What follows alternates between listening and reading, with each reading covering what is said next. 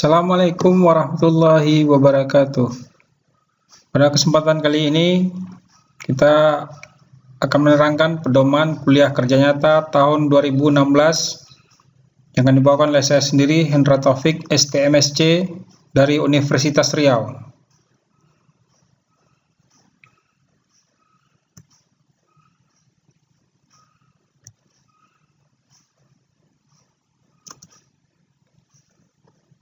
Pendahuluan.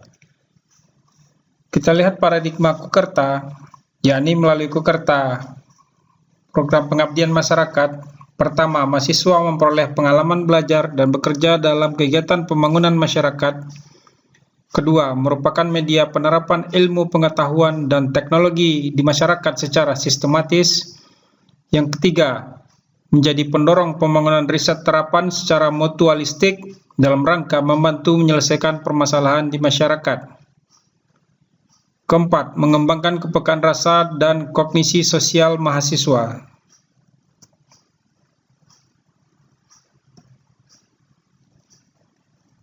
Landasan hukum Kukerta, yakni pembekalan dan pengembangan hal-hal tersebut tercantum dalam Tridharma Perguruan Tinggi, Penelitian dan Pengabdian Masyarakat, yakni Undang-Undang RI Nomor 20 Tahun 2003 tentang Sistem Pendidikan Nasional, terutama Pasal 20 Ayat 2 dan Pasal 24 Ayat 2. Dan selanjutnya Keputusan Rektor Universitas Riau Nomor 193/19 Akademik 2008 menetapkan bahwa KKN adalah mata kuliah wajib Universitas Riau dengan bobot 4 SKS. Yang kedua, syarat ikut KKN yakni apabila telah menyelesaikan minimal 100 SKS. Dan ketiga, aspek dalam Tridharma Perguruan Tinggi ini dilaksanakan dengan proporsi yang seimbang, harmonis, dan terpadu. Kita masuk ke dalam prinsip dasar. Prinsip dasar Kukerta KKN 2016 adalah keterpaduan aspek Tridharma Perguruan Tinggi, pelestarian Trigatra KKN PPM, empati partisipatif,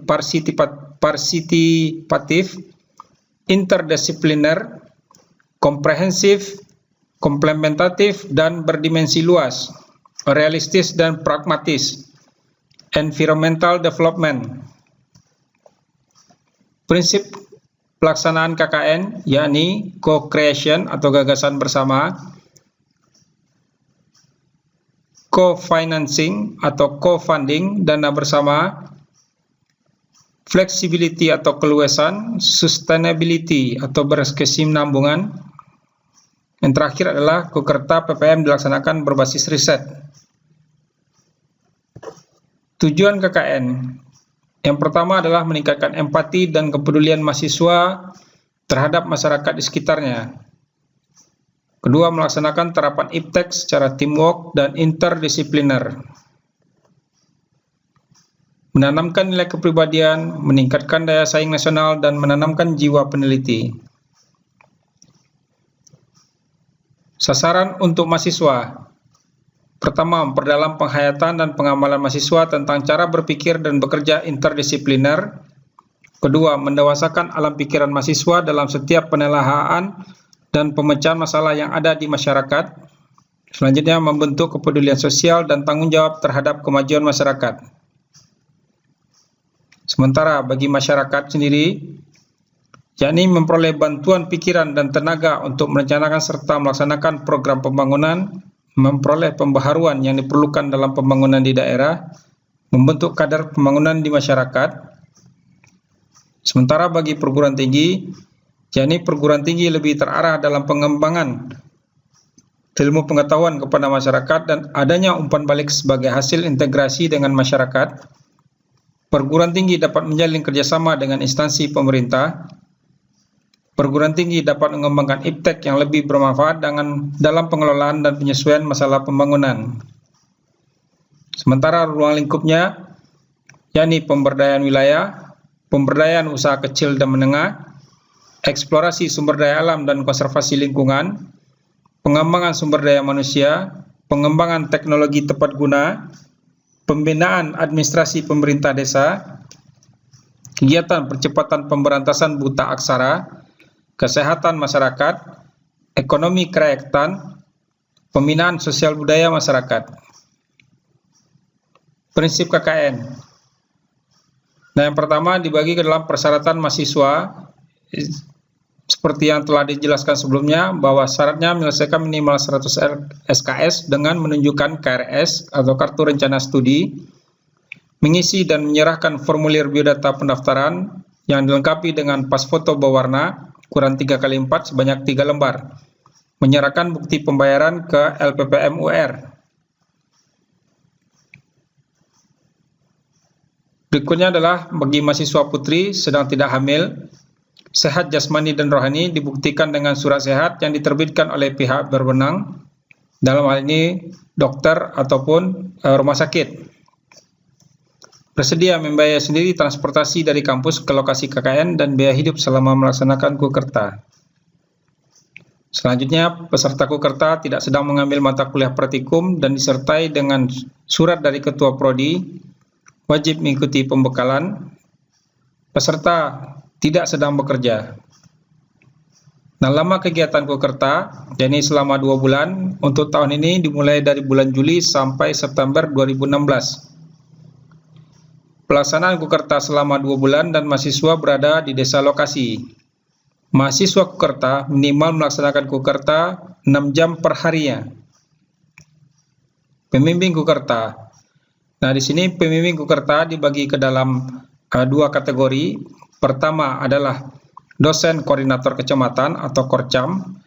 Kedua adalah dosen pembimbing lapangan. Nah, untuk Korcam tugasnya berkoordinasi dengan camat sebelum pelaksanaan kukerta. Kedua, memantau atau memonitoring pelaksanaan penyusunan laporan pelaksanaan kukerta tingkat kecamatan. Sementara dosen DPL mempunyai tugas membimbing mahasiswa dalam membuat rencana kerja, mengantar dan menyerahkan mahasiswa kepada pemerintah setempat, membantu menyelesaikan masalah-masalah yang dialami oleh mahasiswa. Yang keempat, merekap semua kegiatan mahasiswa dan menilai hasil kerja berdasarkan formulir yang telah disediakan. DPL disarankan untuk bersinergi atau mendukung kegiatan mahasiswa dalam melaksanakan kegiatan pengabdian kepada masyarakat di desa. DPL tidak dibenarkan memungut biaya apapun dari mahasiswa. Terakhir, nilai mahasiswa harus diambil DPR sendiri kepada pihak yang berwenang memberikan nilai. Nah, DPL disarankan untuk bersinergi atau mendukung kegiatan mahasiswa melaksanakan kegiatan pengabdian kepada masyarakat di desa. Pengelompokan mahasiswa.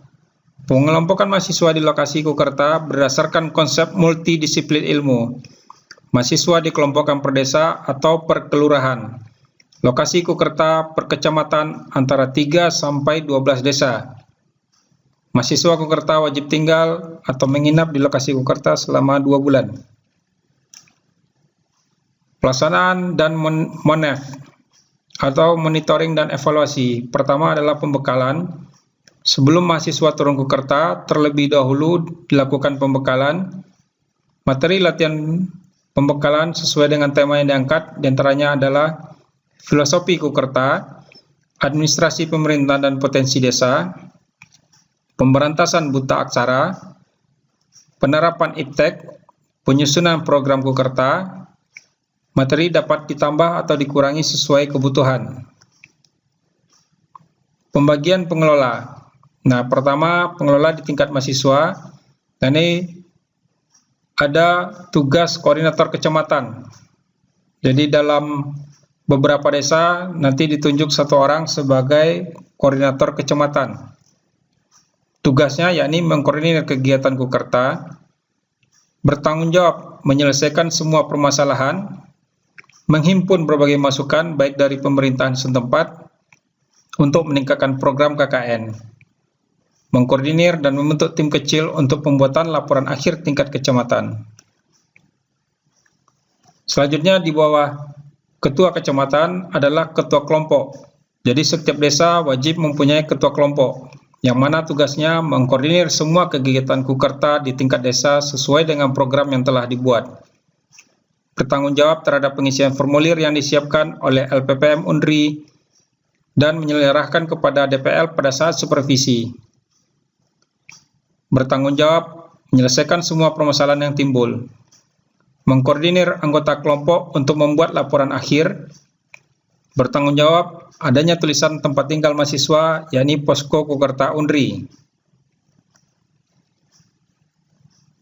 Nah, kewajiban bagi setiap mahasiswa KKN, pertama, membuat program kerja sebelum turun ke lokasi. Kedua, melaksanakan orientasi lapangan pada hari pertama, dan kedua setelah sampai di lokasi. Ketiga, membuat laporan kerja definitif, jadi ada laporan harian, laporan mingguan, dan laporan bulanan. Selanjutnya, mengikuti pembekalan Kukerta.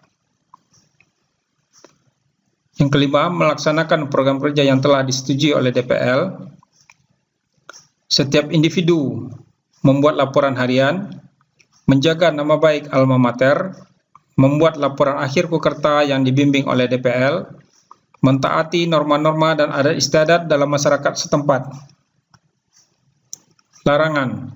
Pertama, yakni meninggalkan lokasi Kukerta secara bersama-sama, memberikan laporan yang dapat merugikan kewibawaan seorang pejabat atau lembaga mitra yang terkait. Yang ketiga, memberikan informasi kepada media massa tentang kegiatan Kukerta yang menimbulkan opini negatif. Membuat cap atau stempel yang ada kaitannya dengan Kukerta UR. Kelima, menerima tamu bermalam. Jadi jika ada tamu atau kerabat yang datang bermalam, jika sangat penting harus melapor kepada kepala desa setempat. Menghubungi instansi yang lebih tinggi tanpa izin, atau larangan membawa kendaraan roda 4, membawa atau mengemudikan kendaraan roda 2 tanpa perlengkapan sesuai dengan aturan yang berlaku. Jadi mahasiswa dilarang membawa mobil, tetapi diperbolehkan untuk membawa sepeda motor. Melakukan perbuatan mencemarkan nama baik Universitas Riau. Dan terakhir, melanggar peraturan perundang-undangan yang berlaku. Selanjutnya, sanksi.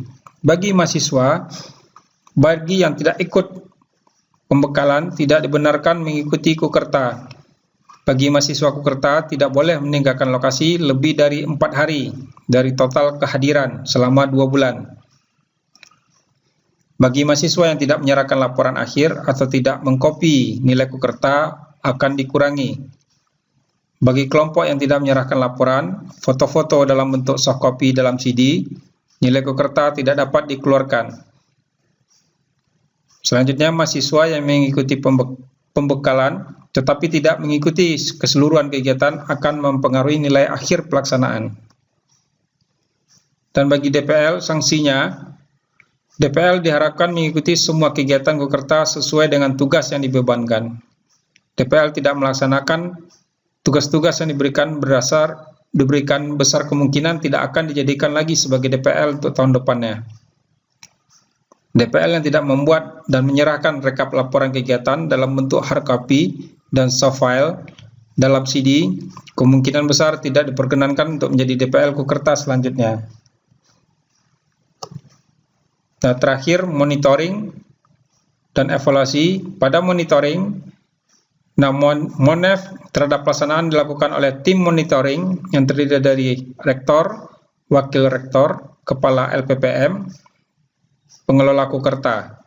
Tujuannya yakni memonitoring kegiatan yang sudah, sedang, dan akan dilaksanakan, menghimpun berbagai masukan, mengevaluasi kegiatan Kukerta yang sudah dilaksanakan oleh mahasiswa, memonitoring hasil supervisi DPL di lokasi Kukerta. Nah, bentuk penilaian atau evaluasi, hasil Kukerta mahasiswa dinilai pertama oleh DPL atau dosen pembimbing lapangan, kedua lurah atau kades, ketiga ketua PKK, keempat tokoh masyarakat. Komponen yang dinilai yakni kehadiran dan disiplin mahasiswa di lokasi, aktivitas atau kegiatan mahasiswa, ketiga program atau capaian kinerja, keempat perilaku mahasiswa selama di lapangan, kelima, kerjasama antar peserta Kukerta. Dan parameter penilaiannya adalah pembekalan, nilainya 10%, laporan individu 5%, laporan kelompok 5%, lokakarya 10%, aparat desa yang terdiri dari Kades, PKK, dan pemuka masyarakat masing-masing 10% dengan total 30%, dan terakhir DPL adalah 40%. Jadi total nilainya adalah 100%. Nah, catatan penting. Pertama, di setiap desa harus ada posko peserta tiap desa dengan identitas atau informasi yang jelas, yakni spanduk posko.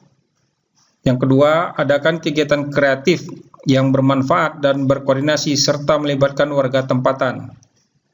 3. Kegiatan berkolaborasi dengan kegiatan pengabdian dosen.